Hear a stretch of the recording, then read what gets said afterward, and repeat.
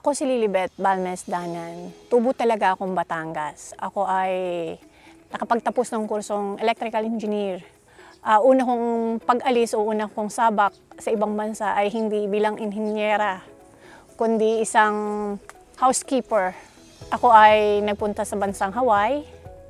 Ako ay naging housekeeper. Meron kaming may mga agency, nag-apply ako bilang seasonal worker. Umabot ng may mga 6 months yon. Usually na tapos uwi ka. Tapos natapos ang kontrata, umuwi. Hinasa ang pagiging engineer. Nag-abroad ako bilang electrical engineer sa Singapore. Ako ay hanggang 4 years and a half doon. Umuwi ako ng Pilipinas kasi ako ay nag-asawa, nabuntis. Ako ay late na nag-asawa at the age of 35. Pagkatapos makunan, nag-isip kami ng mag-asawa na focus na lang muna sa pagkakaroon ng baby. Kaya umuwi ako ng Pilipinas. Ako ay bumalik dito 2014. 7 months pregnant sa aking anak. Nanganak ako, tumagal ako ng 1 year. After a year, tinatawagan ulit ako ng company ko na bumalik ng Singapore.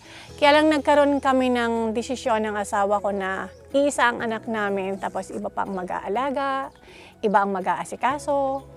Kaya nagdesisyon kami na, sige, Pilipinas na lang. Mag-alaga na lang ng baby, kung masundan. Yun, doon ako napatigil ng pagiging OFW. Tapos husband ko na lang yung nag-a-abroad. Singapore siya. Kasi una siya, Qatar eh. Tapos lumipat siya ng Singapore nung makasal kami. Tapos ngayon, nasa Australia yung husband ko. Ngayon, gusto namin mag-business. Ano bang po pwede? Wala kaming maisip. Hanggang may dumating na opportunity, itong passion fruit. From 2014, 2020, siya na-establish ang passion fruit. Ang passion fruit, parang regular customer lang ako ng Department of Agriculture kasi sila nagpa-process. Gusto siya ng anak ko. Siya nagustuhan ko kasi all natural siya, si passion fruit. Walang masyadong additives o preservative nilalagay sa Department of Agriculture na nagpa-process sila. Nagustuhan ng anak ko. Tapos, all of a sudden, biglang nag-open sila si Municipal Agriculture ng gusto nilang i-out as business o kung sinong gustong mag-negosyo ng passion fruit. Walang masyadong parang in-embrace siya as business. Till the time na nung ini-offer sa akin, sabi ko, sige. Sabi ko, total gusto siya ng anak ko. Parang yun lang. Until the time na nagsisimula na ako. Nung nagsimula ako, Department of Agriculture sa Taysan ang naunang nagpa-process. Nung i-transfer sa akin, meron pa silang mga frozen scoop fruits. Yun yung kinuha ko para simulan. Wala pa kami nitong small orchard namin that time. Yung supply ko nanggagaling lang sa mga local farmers noon. Konti pa rin lang yung napoproduce nila. Tapos, ang kitchen ko kasi capacity, kaya niyang kung mag-everyday process kami, sa isang process kasi, nagkukonsume ako ng around 100 kilos of fruits itself. Yung mga existing farmers ni Taysan, mga local farmers namin ng passion fruit, diretso pa rin sila. And then, yung nagiging motivation ng naming lahat, kasi pag nagtanim ka, may sigurado ka ng pagdadalhan ng mga fruits. Kasi nandito na yung processing area. Tapos kami na din yung nagma-marketing and everything. Ang product namin is jam. Ito yung pinasok namin sa one-on-one product. Pero yung kauna-unahang product is the concentrate and the puree. Ang pagpaprocess kasi natin ng jam, from the fruit na dinadala ng mga farmers sa amin, yun, sinasanitize namin sina-fruits bago namin i-scoop. Pag na-scoop namin, extract namin yung juice from the scoop fruit, from the pulp and seed, and then yung kanyang blended juice o yung juice niya mismo, yung gagawin namin. Nagsasama kami ng seed. Kasi ang seed ng passion fruit talaga nakakain siya. We can distinguish kaagad na, passion fruit kasi nandun yung seed. Tapos yung paggagawa namin, wala kaming ini-add na preservative or additives.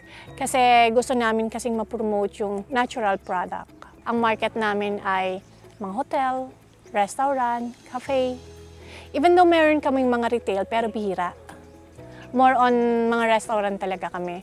And currently, doon naman kami napupunta eh. Nandun yung mga client namin. I'm trying to penetrate the Calabarzon area first bago kami lumabas. Ang advocacy kasi namin nagsimula kami na talagang ma-promote siya as product ni Taysan.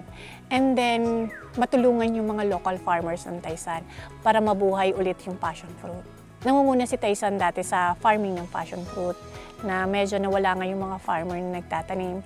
Yun yung gusto namin siyang buhayin muli. Matulungan ng mga local farmers na pumasok talaga sa agriculture. Hanggang nandyan si Lilikoi, may sigurado silang pagdadalhan. If you're willing talaga na magtanim ng passion fruit, pwede tayong mag-usap. Pag-usapan natin kung paano ang pick up ng mga fruits. Mga ganung bagay ba? Malaking naitulong sa akin si MAU, DOST, DTI. Okay. Si MAU kasi, Municipal Agriculture natin, sila yung unang nag-training sa akin. Kasi syempre sila yung unang naggagawa. They have the knowledge also how to do the process ng passion fruit.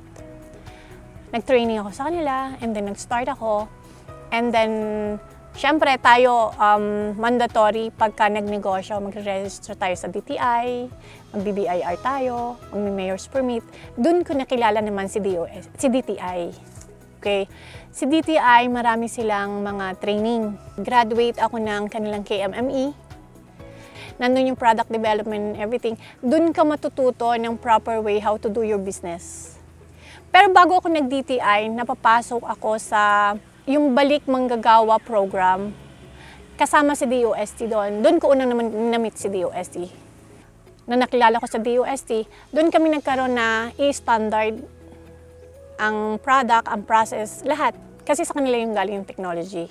Then, ma-standard na namin para medyo makakope kami sa market and everything. Tapos dumating si DTI, may mga program sila for you to become talagang prepare ka mentally, physically, at saka emotionally pagdating sa business. Sabi nga nakaka-stress siya, pero may kapalit yung stress mo na nakukuha. Pag ikaw OFW, kailangan kasi nagtatrabaho ka pa lang bilang OFW, nag-iisip ka na may pupuntahan ang iyong pera. Kasi mahirap maging OFW habang buhay. Matuto lang mag-ipon ng mga OFW. Mag-ipon wisely, saka magsimula ka. Kasi pag uwi mo, hindi ka naman po pwedeng nag-agribusiness ka kaagad eh. Kailangan mo kasi meron kang sariling lupa. Kung wala kang sariling lupa, nandun yung passion mo sa agriculture, pwede kang mag-ariendo. Meron nga akong farmer, ang sabi niya sa akin, hindi din dahilan na wala kang lupa para hindi ka mapunta ng agriculture. Kailangan lang mahilig kang magtanim. Kasi hindi lahat ng tao binayaan ng golden hand ng pagtatanim, at saka yung passion mo ba pagdating sa agriculture at saka makatulong.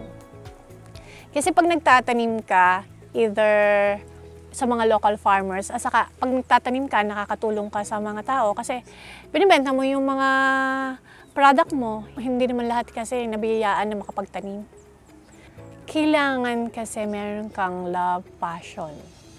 Hindi kasi ikaw nagnegosyo o nag-agriculture lang na hindi mo gusto ang ginagawa mo o napilitan ka lang kasi may nagturo sa'yo. Ito gawin mo, magtanim ka. Kasi kailangan gusto mo rin yung ginagawa mo.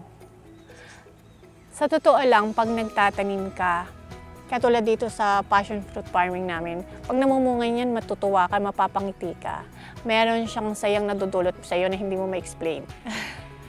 Kaya, kailangan lang magsimula sila, kahit maliit lang. And then, unti-unti, pag meron ka talagang passion at love mo talaga yung ginagawa, mag-grow yan. Ang sabi nga nandun ang pera sa lupa. Nandun lang yung talagang passion mo na mag-agriculture. Makakatulong to talaga sa pangkabuhay ng kahit sino man. May passion talaga sa passion fruit.